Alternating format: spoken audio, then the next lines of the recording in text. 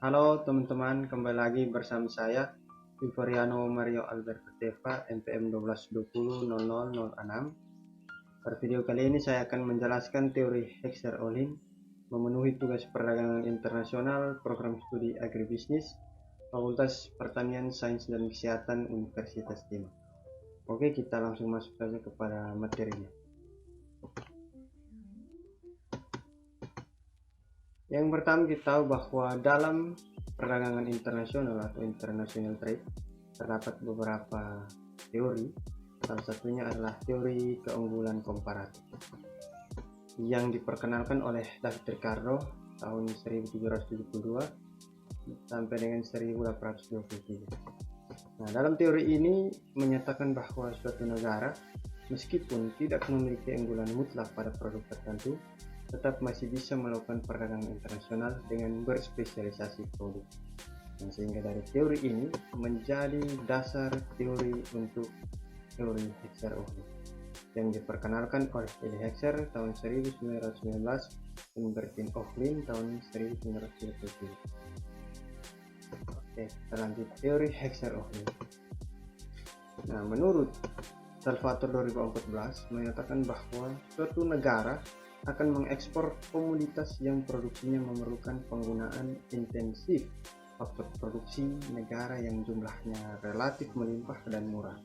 Begitu pula sebaliknya, negara akan mengimpor komoditas yang produksinya memerlukan penggunaan intensif faktor produksi yang mahal dan langka.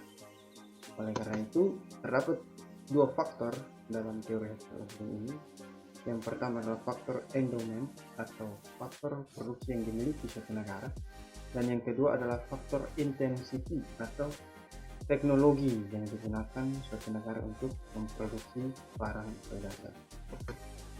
Sehingga ditarik kesimpulan bahwa negara yang kaya sumber daya dan biaya relatif murah melakukan ekspor, sedangkan negara yang kekurangan sumber daya dan biaya produksinya mahal akan melakukan impor. Nah, dalam analisis teori Hexer-Ohlin ini kita ketahui bahwa terdapat dua kurva, yaitu kurva isopos dan kurva Equan. Nah, dalam kurva isopos yaitu kurva yang menggambarkan total biaya produksi yang sama, sedangkan kurva isopon adalah kurva yang menggambarkan total produksi yang sama, kuantitas produksi. Nah, ketika isoquon menyinggung kurva isopos disebut dengan titik ini. Kita langsung pada contoh. Nah, kita lihat bahwa ada dua negara, yaitu negara Indonesia dan Timor Leste, yang sama-sama memproduksi minyak goreng dan beras. Nah, kita lihat pada jumlah produksi.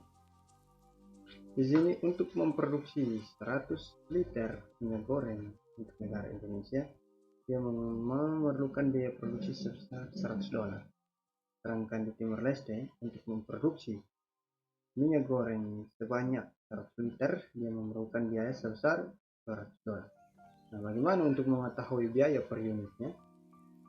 Biaya per unitnya ini diperoleh dari biaya produksi dibagi dengan jumlah produksi. Sehingga di Indonesia kita lihat minyak goreng dengan jumlah produksi 100 liter akan dibagi dengan biaya produksi $100, sehingga memperoleh hasil $1. Sedangkan pada Timor Leste biaya produksinya adalah $200 dibagi dengan jumlah produksi minyak goreng sebesar 100 liter, maka hasilnya adalah $2. Nah, kita lihat untuk produksi minyak goreng antara Indonesia dan Timor Leste. Indonesia lebih mengeluarkan biaya yang lebih murah daripada dengan Timor Leste, sehingga Indonesia berspesialisasi memproduksi minyak goreng atau mengekspor minyak goreng ke Rusia. Faktor dari 12. Sedangkan kita lihat pada beras, untuk produksi beras di Indonesia biaya produksinya $200 menyinggung kurva isopon 50 kg. 200 dibagi dengan 60 mendapatkan biaya per unit $4, sehingga biaya per unit untuk memproduksi beras pada Indonesia adalah $4. Sedangkan untuk Timor Leste biaya produksi $100 itu menyinggung jumlah produksi 50 kg, ya, mendapatkan titik optimal, sehingga $100 dibagi 50 kg memperoleh hasil $2 per kilogram beras. sehingga biaya yang paling murah untuk memproduksi beras antara Indonesia dan Timor Leste yaitu Timor Leste. Karena itu Timor Leste mengekspor beras atau berspesialisasi memproduksi beras. Nah, ada beberapa kelebihan dari teori Hexer-Ohlin yang saya tahu, bahwa yang pertama itu teori Hexer-Ohlin melengkapi teori keunggulan komparatif. Kita tahu bahwa dasar teori Hexer-Ohlin adalah teori keunggulan komparatif. Sedangkan yang kedua itu dapat memprediksi pola perdagangan berdasarkan faktor khusus. Yang ketiga dapat menggambarkan perbedaan produktivitas antar dua negara dalam perdagangan internasional.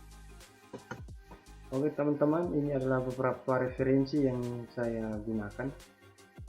Teman-teman bisa lihat dan bisa mengaksesnya untuk menambah pengetahuan tentang teori Hexer-Ohlin. Semoga presentasi saya boleh bermanfaat bagi teman-teman. Oke, sekian dan terima kasih. Sampai ketemu di video